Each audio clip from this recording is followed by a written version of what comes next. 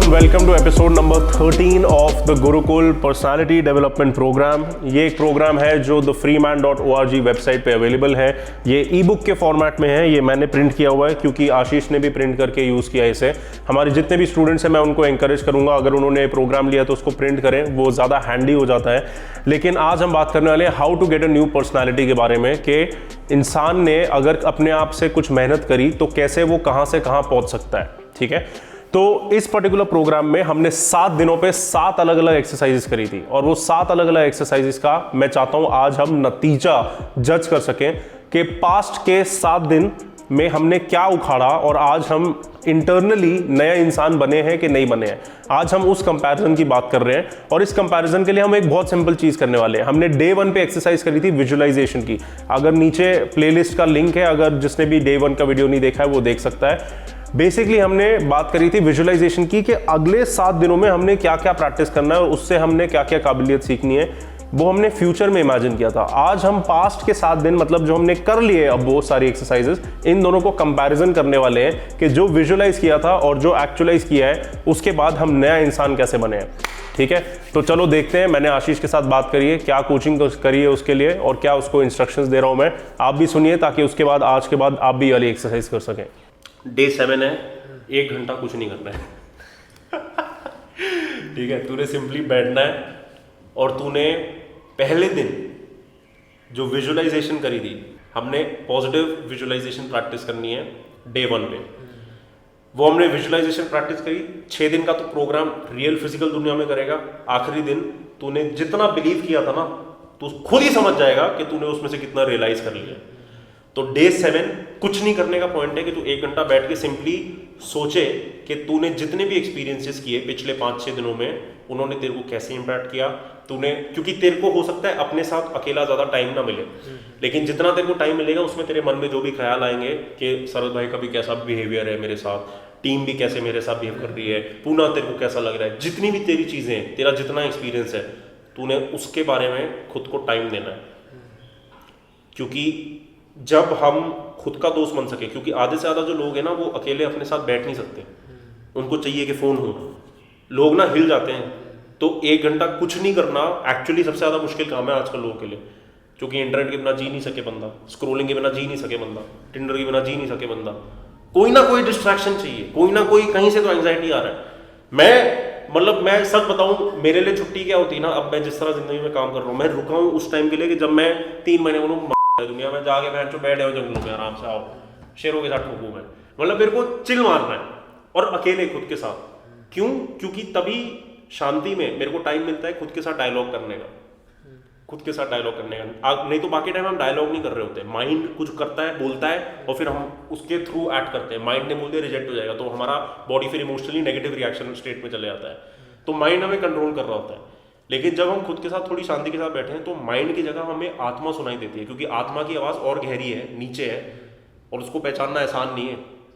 तो दिमाग से निकल के आत्मा के ज़्यादा पास आना ज़रूरी है। वो हमने आखिरी दिन करना है कि तेरे में जितनी काबिलियत थी वो तेरी आत्मा के थ्रू ही तू कर पाए। तेरी आत्मा मुझ में ज़्यादा भरोसा करती है देन योर माइंड। अगर तेरा माइंड मुझ में भरोसा कर रहा होता तो तेरा यहाँ पे इंटेंट सीखने का नहीं होता, तेरा इंटेंट होता फ़ायदा उठाने का। तो भी मेरे साथ फोटो खींच रहा होता ऐसे और डाल रहा होता कि देखो आज मैं शरद भाई को मिला हूँ, लेकिन तू सुन रहा है क्योंकि वो तेरी आत्मा और मेरी आत्मा एक दूसरे के साथ बात कर रही है। समझ रहा है मेरी बात? सही बोल रहा हूँ कि गलत बोल रहा हूँ? मैं क्या चाहता हूँ, फ्रीमैन के थ्रू एक आदमी को समझ में आ जाए कि उसके अंदर की आवाज़ गलत नहीं है, उसके अंदर की आवाज़ को सुनना ज़रूरी है। आधे से ज़्यादा लोग डिप्रेशन में क्यों हैं या किसी भी टाइप की दिक्कत में क्यों है? क्योंकि वो अंदर की आवाज़, जो उनकी आत्मा की आवाज़ है, उसको नहीं सुनते। वो किसको सुनते हैं कि उनका माइंड क्या बोल रहा है। उनका माइंड बोलता है सारे दोस्त पार्टी कर रहे हैं, अपन भी पार्टी क्यों नहीं कर रहे हैं उनके साथ, हम अकेला छुट रहे हैं, हमारा कोई गर्लफ्रेंड नहीं बनेगी, हमारे को कोई दोस्त नहीं मिलेगा। जबकि अगर ये बंदा अकेला अपने साथ थोड़ा भी ज़िंदगी में बैठे, उसको ये समझ में आ जाएगा कि उसको ये सब चाहिए नहीं। बेसिकली तूने अपने साथ बैठना है थोड़ी देर और चुपचाप बैठना है, ताकि कोई भी मन के जो आवाज़ें हैं, चैटर है, अपना मन चुप नहीं होता, लगा रहता है। इतनी देर तक बैठना है कि वो जो बोल रहा है उसे बोलने दे। थोड़ी देर के बाद वो भी थक जाता है, चुप हो जाता है। और क्योंकि नॉर्मली लोग उतनी देर रुकते नहीं कि वो चुप हो जाए, लोग भाग के फटाफट उनको कुछ और करने का मन करता है, तो वो घुस जाते हैं दोस्तों के साथ प्लान में, या नेटफ्लिक्स देखेंगे, अमेज़ॉन देखेंगे, यूट्यूब देखते हैं, वगैरह वगैरह वगैरह। वो क्यों? क्योंकि टाइम है हाथ में, लेकिन टाइम मारना है किसी भी हालत में। क्यों? टाइम अपने आप को पहचानने के लिए भी तो यूज़ कर सकता है आदमी। फ्रीमैन का सबसे बड़ा अच्छी बात ये है कि वो टाइम हमें यूज़ करना सिखाती है सही तरीके से, ठीक है। जो लोग वैसे समझते नहीं, वो पूरे टाइम को अपना दुश्मन ही बना के घूमते हैं। कभी भी उन्होंने सोचा नहीं कि टाइम उनका सबसे बड़ा दोस्त भी हो सकता है, अगर उन्हें समझ में आ जाए कि पैसे ज़्यादा ज़रूरी टाइम चीज़ है, ठीक है, तो वो उससे बड़ी करेंसी कोई दुनिया में है नहीं। तो एनीवे, तूने सिंपली 1 घंटा बैठना है अपने साथ। एंड ऑफ द डे, तेरा आज का दिन तूने वर्कआउट किया या जो भी किया, मुझे पता नहीं, जो भी सारी तेरी चीज़ें थी, वो सब एक के बाद एक पूरा दिन जब ख़त्म हो जाए, शाम को जिस तरह डे 1 विजुअलाइजेशन सुबह उठ के सब कुछ तूने बंद कर दिया था, इसमें तूने रात को सब कुछ दोबारा बंद करके एयरप्लेन मोड, इंस्टाग्राम बंद, ये सब बंद, 1 घंटा अकेले अपने साथ बैठना है। ये एक्सरसाइज है, लेकिन इसके बाद क्या करना है कि अपना जितना भी एक्सपीरियंस है, जितने भी ख्याल थे, डे 2 पे क्रिएटिव राइटिंग करी थी तूने, स्टोरी टेलिंग करी, आज तूने पास्ट तेरे जो 7 दिन कैसे गए उसको जर्नल करना है। लेकिन वो मेन एक्सरसाइज नहीं है, वो बस तेरे लिए है, ताकि आज अगर तू ये जर्नल स्टार्ट करे तो तू देख सके कि तू यहाँ कहाँ था और तू वहाँ से कहाँ पे आया।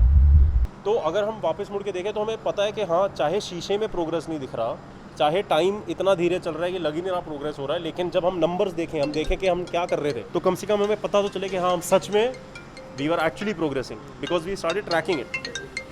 मतलब इस एक्सरसाइज में प्रोबेबली मुझे ये फाइंड आउट करना कि मैंने ये प्रोग्राम फॉलो करके मतलब खुद में क्या चेंजेस देखे, करेक्ट, और मैं वो चेंजेस में आगे कैसे बढ़ सकता हूँ, करेक्ट, वो पूरा मतलब मुझे विजुअलाइज करना है, correct, as a practically. But visualise है ना, रियलाइज करते हैं। हाँ हाँ, ठीक है। तो डे 1 पे तूने फ्यूचर विजुअलाइज करी थी, आज मैं चाहता हूँ तू डे 7 और डे 1 अपने मन में 2 चार्ट के कॉलम बना ले। ये मैंने सोचा था, ये मैंने किया, कंपैरिजन कर, इतना क्या सोचा था, 100% अगर सोचा था तो उसमें से 100% किया कि 80% किया कि 60% किया। अच्छा, क्यों मैं 60% पे हारा? जैसे तेरा डे 3 सबसे बड़ा चैलेंज था, सेइंग हेलो, उसमें तू सक्सेसफुल प्रॉपरली नहीं हो पाया, तो एक्सरसाइज करने के लिए तूने बस करी, लेकिन जितना तू अच्छा कर सकता है वो तुझे पता है तूने नहीं किया, कोई प्रॉब्लम नहीं, क्यों नहीं करी वो समझना ज़्यादा ज़रूरी है।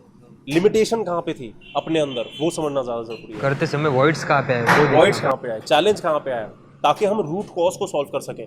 ये नहीं कि एक बार ऐसी एक्सरसाइज करी फिर बोला अरे लोग ना सभी नेगेटिव है, उनको पसंद ही नहीं स्ट्रेंजर्स के साथ बात करना। नहीं, गलती हमारे में थी, हम अपनी 100% खुशी लेके नहीं गए, हम अपनी 100% प्रेजेंस लेके नहीं गए, या जो भी तेरा रीज़न था, क्योंकि तेरा रीज़न मेरे रीज़न से अलग होगा, हम सब अलग है, लेकिन एक चीज़ कॉमन है कि हम लोग फ्री वाली मेंटालिटी फॉलो करना चाहते हैं, है ना। तो वो अपने हाथ में समझना कि आत्मा में प्रॉब्लम थी, कि शरीर के बॉडी लैंग्वेज में प्रॉब्लम थी, कहाँ पे प्रॉब्लम थी, ये। तो इस एक्सरसाइज को अगर सिंपल करना है, सिंपली डे 1 वर्सेस डे 7 करके समझ कि डे 1 ये सोचा था, डे 7 अल्टीमेटली ये किया, व्हाट इज द डिफरेंस। आज हमको करना है ना एक्सरसाइज, मतलब पूरा कॉम्पैक्ट पैक करके एक साथ आंखें बंद करके मेडिटेशन जैसे पूरा एक। करेक्ट, एयरप्लेन मोड, फ़ोन नहीं चाहिए मेरे को, कुछ नौटंकी नहीं चाहिए, अकेला खुद के साथ बैठ। अकेला खुद के साथ बैठना बहुत ज़्यादा ज़रूरी है, क्योंकि अपनी असलियत धीरे धीरे पता चलने लगती है। आधे से ज़्यादा लोग जानते नहीं कि उनकी, अगर वो अकेले हैं तो उनको टेंशन होने लगती है वो चाहते हैं किसी को फ़ोन कर ले, चाहते हैं इंस्टाग्राम पे चले जाए, जो भी। कॉन्स्टेंटली कंजम्पशन चाहिए लोगों को, कंज्यूम कंज्यूम कंज्यूम। क्यों? थोड़ी देर स्टिलनेस, शांति भी तो ज़रूरी है। मैं अभी लाइफ में ऐसा हूँ कि इतना बिजी हूँ, लेकिन मैं रोज़ कोशिश करता हूँ कि मेरे को थोड़ा टाइम शांति में मिल जाए।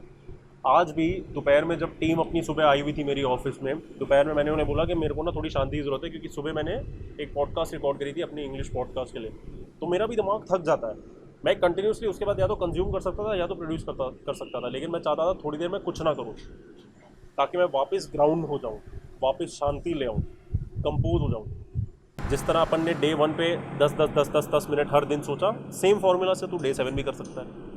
ठीक है, 1 घंटे से ज़्यादा अगर तेरे को बैठना है अपने साथ बातें करने के लिए, 1 घंटे से ज़्यादा देर बैठ, अपने साथ बातें कर, लेकिन दिमाग से नहीं, आत्मा से, जो सिर्फ सच बोलती है। मुझे भी इसके रिलेटेड एक क्वेश्चन याद आया कि रियलाइजेशन एज ए विजुअल और विजुअलाइजेशन, और इसको कंपेयर करना है मुझे ओवर थिंकिंग के साथ, तो ये और ये अलग कैसे हुए, मुझे वो देख। ओवर थिंकिंग कैसे होती है? जब अपन थॉट को बिल्ड होने देते हैं। ओवर थिंकिंग या प्रोक्रास्टिनेशन कैसे होती है कि मन में ख्याल आया, सबसे कॉमन एग्जांपल दोबारा डेटिंग का ले ले कि लड़की ने रिजेक्ट किया, अच्छा इसलिए रिजेक्ट किया होगा क्योंकि मैं अगली हूँ, अच्छा मैं अगली क्यों, ओ मेरी स्किन ख़राब है, ओ मेरी स्किन क्यों ख़राब है, ओ मैं पैदा ही ऐसे हुआ था। अपन बिल्ड करते जाते हैं, तो ओवर थिंकिंग नेगेटिव है। मैं तेरे को सेल्फ टॉक करने की बात कर रहा हूँ। सेल्फ टॉक में तू खुद को पूछता है क्यों क्यों क्यों क्योंकि क्यों से ही सच्चाई का जवाब मिल सकता है। तो उस टाइम पे तो आत्मा से बात कर रहे, दिमाग से नहीं। तो फॉर एग्जांपल लड़की ने रिजेक्ट कर दिया, अच्छा सीधा इसमें नहीं जाना कि क्योंकि मैं अगली हूँ, नहीं, उसने क्यों सोचना है उसके बारे में, क्यों रिजेक्ट किया, क्या मैंने कुछ गलत किया, क्या उसने कुछ गलत किया, क्या उसकी लाइफ का सर्कमस्टांस अलग था, क्या मेरा सर्कमस्टांस अलग था। सच ढूंढने की कोशिश, उसको सेल्फ टॉक कह ले। सेल्फ टॉक में समझ ले लड़की ने रिजेक्ट कर दिया, अच्छा क्यों, समझने की कोशिश करता हूँ। ये नहीं कि खुद को जज किया और आगे निकल गए और नेगेटिविटी में, वो ओवर थिंकिंग करवा देती है। उसमें लोग फंसे रहते हैं, वो क्योंकि एक लूप है, वो स्टोरी बनाना शुरू करती है, फिर वो घुमाएगी तुम्हें अपने ही दिमाग के चक्कर के अंदर। आत्मा का क्या है, गहरा गहरा गहरा। अच्छा रिजेक्ट कर दिया, क्यों, हो सकता है मैंने देने के बारे में नहीं सोचा हो, लेने के बारे में सोचा हो। अच्छा क्यों मैंने सिर्फ लेने के बारे में सोचा, हो सकता है क्योंकि मैंने हमेशा लड़कियों को इसी तरीके से देखा जहाँ पे मैं सेल्फिश हूँ। तो ये सब कड़वे सच हैं, कड़वे सच सिर्फ आत्मा बता सकती है। उसमें खुद को ब्रेवरी के साथ फेस करना बहुत ज़्यादा ज़रूरी है। वो है फ़र्क मेन रियलाइजेशन वर्सेस विजुअलाइजेशन। समझ में आ रहा है? यस अगर मैं हूँ या कोई भी जो इस प्लान को फॉलो कर रहा है उससे ये डिफरेंस पता होना चाहिए। वो विजुअलाइज करना है और रियलाइज कर रहा है तो वो इसका मतलब उसको ओवर थिंकिंग तो नहीं करना है, मतलब खुद से एक तुरंत मांगना है, ना कि बिल्डअप करके जाना है और खुद को दबाना है, अपनी वैल्यूज़ कम करना है सर। करेक्ट। बट तू वैसे बता, 6 दिन हो गए रियलाइजेशन करने के पहले, कि अभी तक तेरा एक्सपीरियंस कैसा रहा है? मैं खुद से खुद को मिल गया, मतलब खुद पे साथ। भाई लाइन सुनिए तुमने, मैं खुद से खुद को मिल लिया। तो गाइस आप में से जिसने भी ये एपिसोड यहाँ तक देखा है, आपने अगर ये एक्सरसाइजेस स्टार्ट नहीं करी हैं, आप अभी भी स्टार्ट कर सकते हो। और जब हम रिलीज करेंगे नेक्स्ट एपिसोड जो फ्राइडे को आएगा, तब तक आप हो सकता है ये बाकी का पूरा प्रोग्राम खत्म कर लो अगर आपकी कोई भी एक्सरसाइजेस बची हैं। और अब हम सीधा मिलेंगे अगले एपिसोड में, जो होगा फाइनल एपिसोड नंबर 14, जो होगा अबाउट रियलाइजेशन एक्सरसाइज, कोचिंग वगैरह वगैरह वगैरह। आशीष का एक्सपीरियंस कैसा था वो सब। तो तब तक के लिए सी यू।